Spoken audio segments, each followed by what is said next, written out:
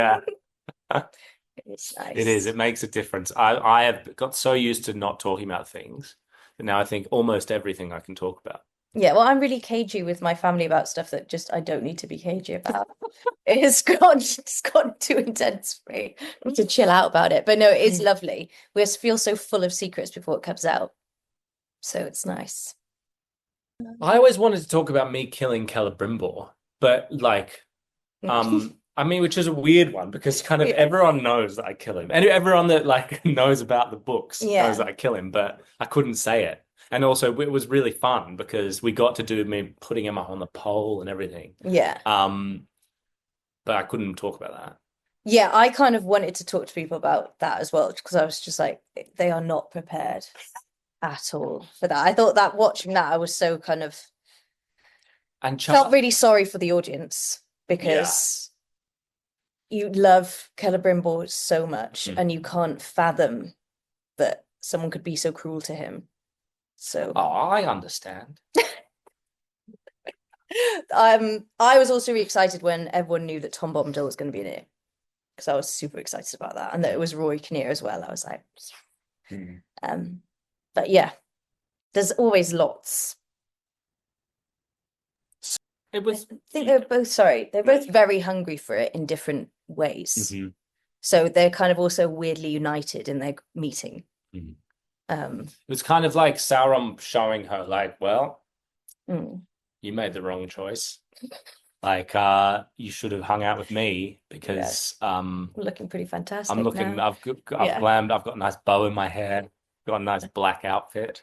But also, but no, but in all seriousness, he's trying to still saying I approached it from the point of view of like you can still join me. The door is still open. Was the key to that Mm, scene. It was like being like you have one more chance. mm, And it was an interesting one. I don't know how you found it, but because it was so physical, it mm, was like you kind of I didn't want us to get caught up in worrying about all the action and fighting because there was a real scene beneath that. And I think yeah. that's what the stunt team were amazing in trying to help us bring the actual scene out Mm. of the action. Yeah, and I feel like Galadriel was battling with Sauron, but just as much kind of battling with herself.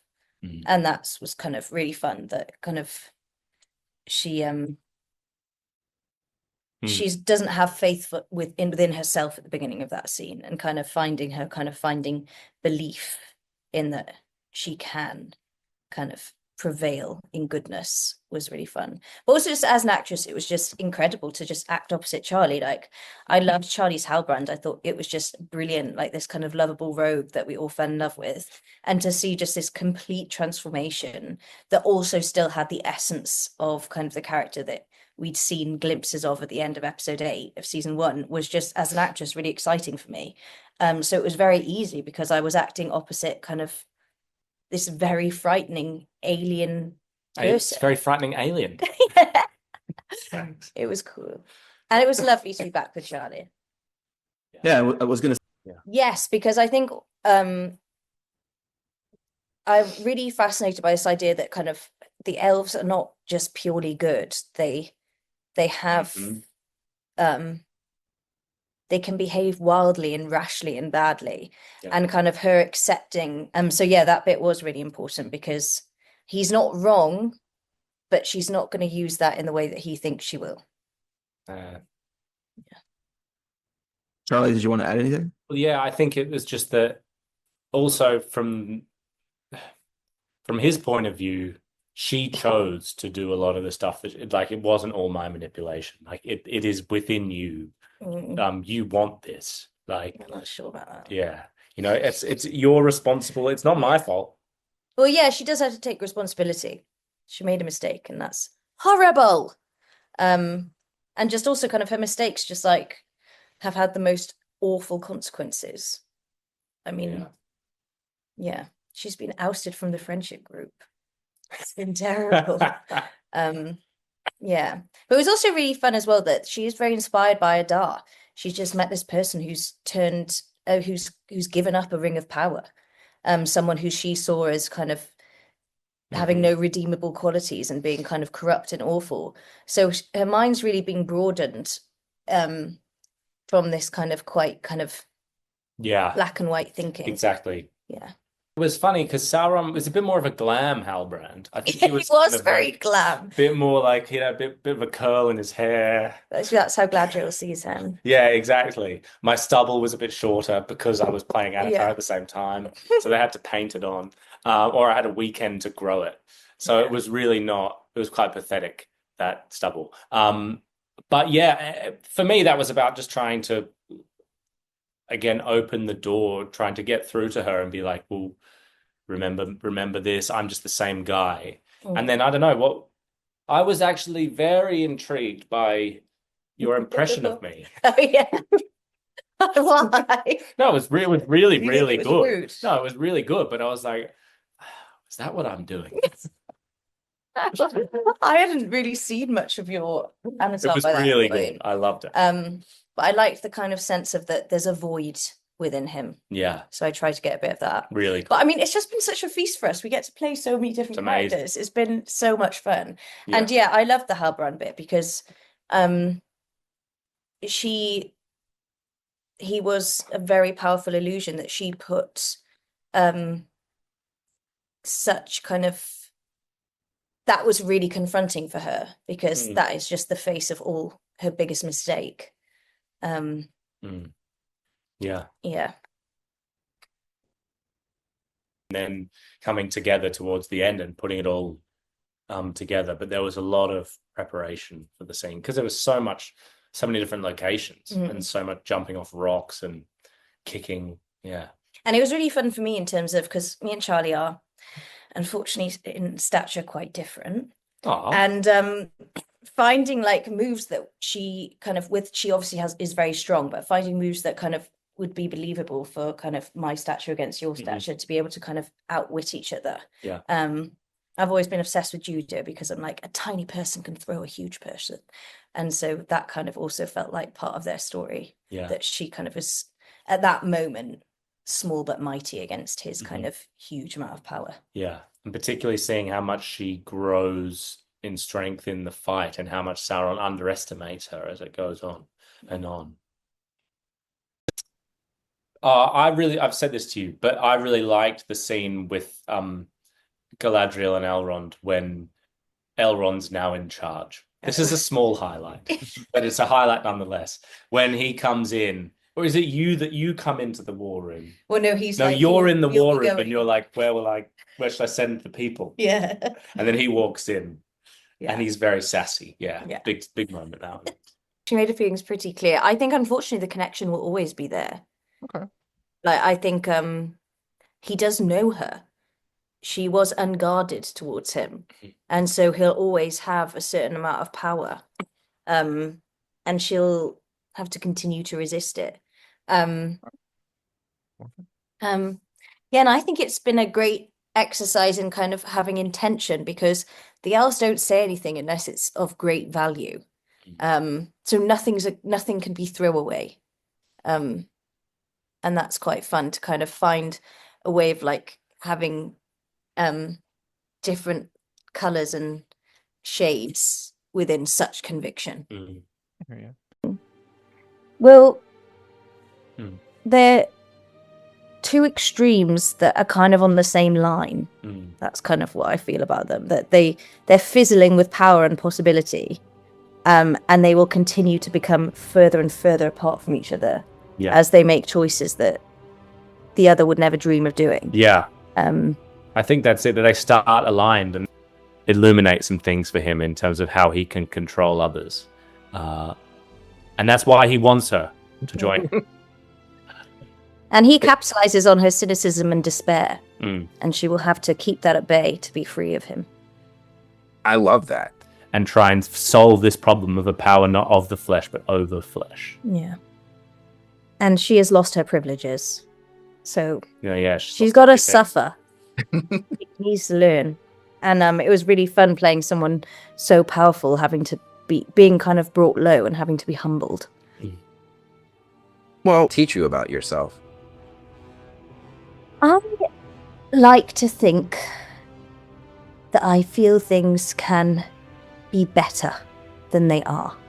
And that's something that I think Gladriel is striving towards. But it's also something that I know I have to keep my cynicism at bay. And it's been And it's tricky for me. I don't want to say too many similarities, but one thing I know is that like I am not very good with disorder in my life. The organized. Yeah, and Sauron shares that. He hates wasteful friction, which kind of that's what Tolkien wrote about him in his letters, which kind of makes him sound like conflict avoidant, but he's definitely not conflict avoidant. But I think he wants everything to run like a well-oiled machine, and I kind of like things to be ordered in the same way. Yeah. Well, Not to quite the same extent. yeah, don't be impaling people on a spear over this. He's very luckily not method. Yeah, Thank goodness. thankfully. His moment of death. Yeah. I was like, oh yeah, so they must have like done a bit of CGI on that, right, to make you die. And he was like, no, that was what I did. Yeah. Like, that whole scene. It was amazing. like, I loved the conversation that me and Gladriel and Elrond have, where he's kind of being like, how can you have hope to carry on? And she's like, you've got to carry on. Basically, the gist of it is you've got to keep striving for things to be better, even if you don't think you're ultimately going to win. You've got to keep fighting against the darkness, even though the sun might set. Still bow before the might of Sauron. Oh. Well, thank you both so much. I can't. And there was a lot of anticipation and excitement because got to shoot him with the arrows, and that's basically the best bit. And there were so many twists and turns in the scene that we had to make them all make sense, and we didn't quite know how we were going to do it, which was really exciting as well. So it had this element of the unknown. The only bit I was disappointed in is that you never actually see me fire the arrow. It cuts into him getting the arrow. Were you firing? No, it was a CGI arrow. So the arrow's in him, but then he goes, poof, and then it cuts back to me, and I put the bow down. And I can't tell whether that was like a slight on me as like my archery was so bad that they just didn't want to put it in. Because if you ask her about her archery, she's really good at archery. Like, no, surprisingly, wasn't expecting it. Have you been asked about that much? No, I haven't. I haven't been able to say how great I am at archery. I mean, now I have to ask, did you do like a lot of training for it? Yes, so I had loads of archery training, and I am amazing. I can't throw a ball, can I? So that was like the surprise. So I was like, I'm actually okay with this. And apparently it's a bit different type of hand-eye coordination. You sent me a photo and they were all in the bullseye, like 10 arrows. Yeah. Oh my God. And I couldn't tell whether you pulled Felt very them out and just powerful. shoved them in there, but from all reports, the archery master was like, no, you were amazing. Which made me feel very elven. But in terms of that final scene where you kill Celebrimbor, makeup department were devastated about it. Why? It was like, and next week, Charlie's dying. Oh. because you'd done it all chronologically as well. This is working. Let's keep making more of these. This is really good. Yeah. And I think for Gladriel is when she admits to Celebrimbor that she did want something that Sauron offered. Finally. Yeah. But also sees that she still loves Celebrimbor, even though he did that too. Yeah. It was really wonderful to know where she was going. And it was really fun to kind of think of how much you could stretch her away from that. And I'm really excited that the way that we've done it, in that we're kind of going to be seeing a character falling back in love with Middle Earth.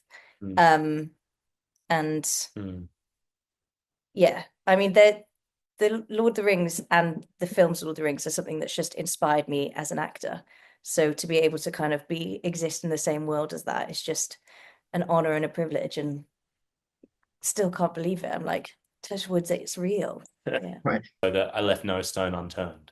So that no one could come up to me and be like, what about this? Although there are a few bits where I'm like, I could have done that differently. Right.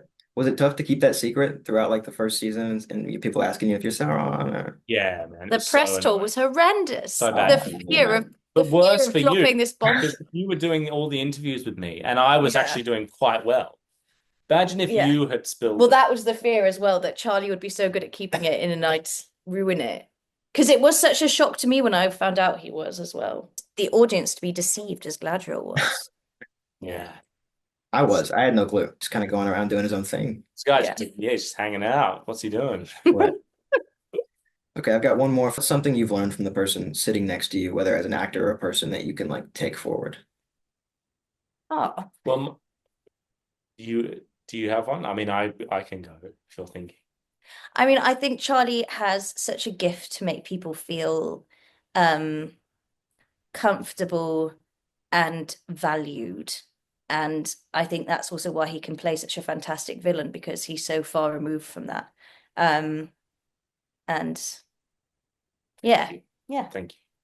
Yeah, and I just say the same thing about Mordovith. Is you could play this fantastic villain. No, no. I I haven't done many junkets with Mordovith this time round because our characters then they don't share the screen that much this season. And I have learned in the past like couple of hours we've been sitting here doing this. I've thought about things in a completely different way, just simply because of your gift of seeing the world through like this prism of humanity and like that is so unique. And so what makes you such a wonderful actor, because you can bring this thing that is quintessentially you, but like you have these observations on society which I couldn't even fathom until you say them, and then I'm like, well, that's really true. We think that she's just as surprised as the audiences are. Well, I kind of wanted the elves kissing on the mouth all the time from the very beginning. I kind of see it as like an ultimate show of like love and admiration, but in a platonic way. Quite like the idea that the elves do kind of move through the world quite differently and kind of a little bit bohemian. Yeah, nice. No, but when I read it, I was like, ooh, but I also think that their relationship is this idea that kind of romantic love is the greatest, most important form of love isn't something that I necessarily kind of, it's wonderful, but there are also so many different types of love. And the love that Elrond and Gladriel have for each other, which is millennia long and filled with respect and kind of loyalty and admiration, is something that I kind of think is so beautiful. And you would think that a lot of himself has to go into the next one. Yeah. Whenever that big one comes along, it's going to be a pretty powerful sequence in the show. I can't wait for when that happens. I've got ideas. Very nice. Yeah, and I think she's very inspired by those around her in a way that she wasn't before. She'd lost her ability to be inspired. I think that's a bit further down the line in terms of our show. So I think he is on a vendetta against the elves. And He hates boundaries, yeah. so he'll continue to push them. Yeah, exactly. He's a bit forward thinking. He's a bit before his time, I think. Beyond his time. What's the phrase? He's better than everyone else, but ahead of his time. He's ahead of his time. Well, And so that's something that was really fun in knowing that her choices are wild and can shake the ground of Middle Earth, but that's something that as human beings we can all relate to. We all know those moments where we have to own what we've done and sit with the choices that we make. And that's really kind of, I love exploring that while wearing armor and having pointy ears. Yeah. I originally started off being like, I'm going to make him everything opposite to Halbrand. But as sort of I did this process over these months of preparation before filming started, I kind of realized they shared a lot more than I originally thought. And it was doing this weird high voice in rehearsals, which was interesting because I thought this is very different to Halbrand. And the showrunners brought me aside and said, why don't you just try and make it the different accent, but put it more in Halbrand's register? And that kind of unlocked the whole character. So it was like the differences, but also the things that they share. I was floored by how terrifying I found Anatar. But I think you have created such a wonderful villain. Thank you. Elrond has well, look, I mean, from our perspective, he's got a few flaws in that he's because he's quite evil. But no, But I from think, his point of view, actually, as well, well. I think that's the thing. I think from his point of view, he is not aware of any flaws that he has. The fair and good things that he once had as Myron have been crushed and diminished through thousands of years of turmoil and pain and hatred and malice that has been brewing inside of him. And that's why I think he was so fascinated with Galadriel, because the hope and goodness that she brings, he could never fully understand himself. I mean, when she does that big roundhouse kick to his face, I think that's when he realizes, oh, I've got to like actually work here to try and win her over, because it's his final attempt, I think, at saying, join me, the door is still open, I know your mind, and she resists him when I think he thinks she's not going to be able to resist this. It's nice to see the arc, and that was what was really important for us, was to have the arc of the scene amidst all the action. Because action is fun, but it's not very interesting if it's just action for action's sake, I think. Charlie, is it true blondes have more fun? Oh, yeah. No, I mean, yeah. In Sauron's world, maybe he was having more fun because he was being more Sauron. But I had an amazing time this season, as I did in the first season. It's so cool. I felt enormously lucky to be working this closely with Mordvith and then Charles as well. It's been awesome. Did you go for the Galadriel, do you think? Interesting theory. Yeah, maybe to be to try and mirror her, Emulate. Oh, I see. But try and become her.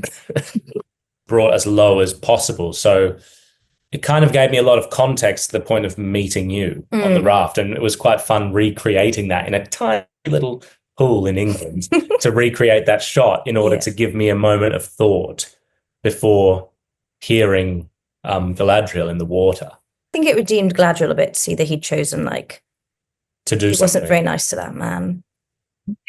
Oh, she kind of didn't open up all his darkness. Nicholas. Yeah. But she doesn't know that, unfortunately. Oh, yeah. But when I let him die getting crushed. Yeah. But that might have just been, a momentary thing of, I don't know what to do. Was it? I don't know. Did you enjoy kind of getting to tease out the big rematch? No, I liked that it was teased out, because I think also I think also for Galadriel, there was a time where she wouldn't have been able to face him. And it was, I think by the time she actually does, she has been empowered by seeing how dreadful he is.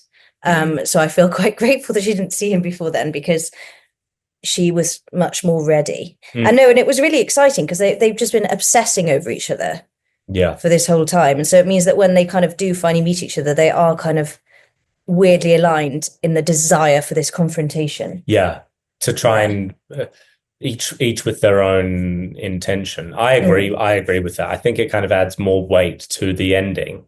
And if they were just hanging out all the time, it kind of would remove the epicness of the final confrontation, I think. Very fluid in terms of kind of these moments where they will kind of feel kind of a connection and a closeness, and then when that will be either repelled or kind of accepted.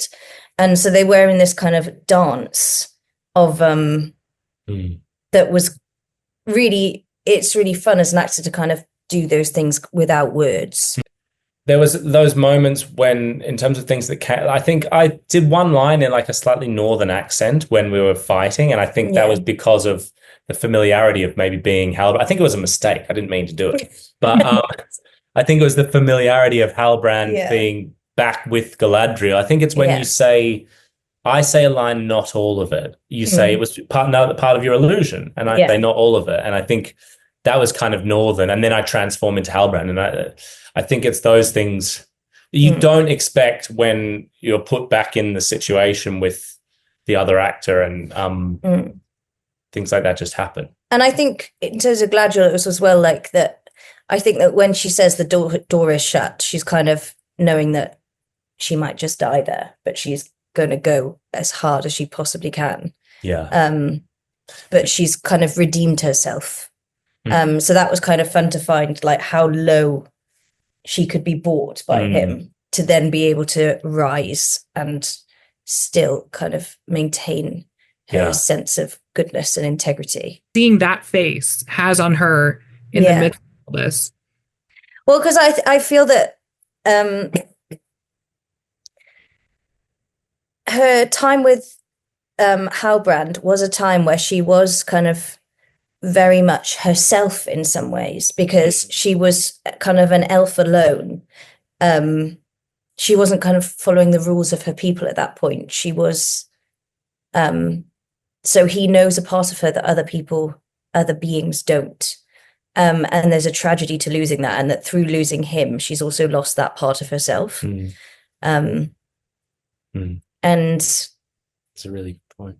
And also that is also looking back at a time where she's ashamed of herself. So Well, for letting him in. Yeah, I think she feels pity towards him and herself in that moment, and decides actually there's no time for pity. She's got to find some sort of wolf inside of her and keep fighting. And she kicks him. She does. Big roundhouse kick. That was that you taking that kick, or was that someone else? I think it might have been Johnny who took the kick. I think, no, I took it in the tighter stuff, but then there was one bit where this is the secrets. Your kick wasn't powerful, and like he was on a wire. Yeah. But you still kicked him, didn't you? Yes. Which this part of Stance I find really terrifying. When they're like, when I came into this, I was like, and it's all just smoke and mirrors, and they're like, no, you're gonna kick me. I'm like, what? And that kind of through his desire for order and control, this void has been created of kind of the natural part of like chaos of life and love and hope and all that thing. So I was kind of, even though I hadn't kind of spoken directly to Charlie about that moment, we discussed a lot kind of who his Sauron was. And so I kind of wanted to find this emptiness within that performance, which I think will change her forever. And I kind of love this idea that the elves know so much, but they will continue to kind of, as we see later on, that kind of Galadriel is moved by the hobbits, that they will, despite all this wisdom, they can't know the future exactly. Even with the gift of foresight, they will continue to be surprised. And it was really nice to have her truly being blindsided by what he did. And at that time, I don't think I knew the whole bit about the ring, and you get to see him being quite sexy for a while as well. And I think she's fallen back in love with Middle Earth, and also the idea of striving for goodness, even if you know you're not going to win. And she was kind of this idea of only being good because you can succeed, and that will always keep her apart from him. I think I think he doesn't. Not to tread on toes. No, it's true. I think he doesn't opinion. value Middle Earth. I think he sees Middle Earth as something that is an instrument that that can be functioning at its highest capacity if everyone listens to him. Basically, it can be a really, it's like that man and machine thing which Tolkien was obsessed with, and the operation of Middle Earth as a machine, and that it could be really harmonious and beautiful if everyone listened to me. And I think he underestimates Galadriel. And I think when she jumps off the cliff, he knows she's not going to die from that. But there is a part of him which is like, I'm not going to just jump off and then go down and kill her, because there's got to be a small part of him that he sees her as a worthy adversary, and it kind of keeps him going in a way, her existence. And also, I think it just really reaffirms he hates the elves. And like Tolkien was so clear about the fact that Sauron hates the elves with an absolute passion. And I think it really set that whole sequence and their resistance, and they're like an annoying fly that's kind of still there in the ointment that he's trying to crush. It sets up the War of the Elves and Sauron beautifully, because you know that that's coming in some capacity. Well, he doesn't see them as rational. No. And that really frustrates That's the him. thing. And it's these things that he can't fully understand because of who he is. Is this the hope and like the thing that you were talking about fighting, knowing that you may not win. What's that troll? Is that a troll or someone with a sword over your shoulder? Oh, King that Kong. little figure. It's King Kong. Yeah, which Oh, is she it got. King Kong? What's he holding? It's Beadle of the Empire State Building. yeah. Is it? Oh, nice. It's my husband's. It's the effects of a shared office. So he's always Right. in the background. Very cool.